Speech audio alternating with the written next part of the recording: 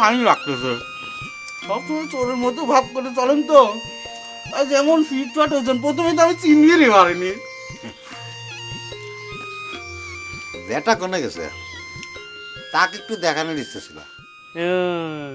আপনি কোনো চিন্তা করিয়েন না, ভেটা পাইলে আমরা কই দিব, আমরা তো দেখছি। হ্যাঁ, গরজান, ভাবি সাহেবের সাথে কথা শুরু করো।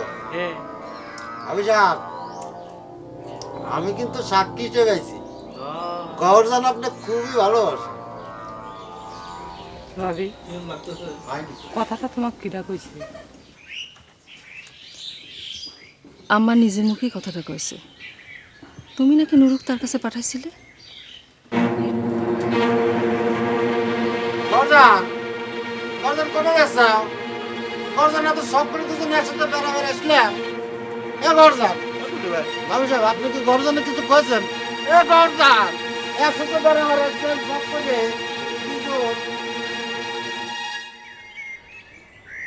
গরজান, গরজান, আমি কি কোনো অন্যায় করেছি গরজান? ভাবি কি তোমার সাথে কোনো খারাপ ব্যবহার করেছে?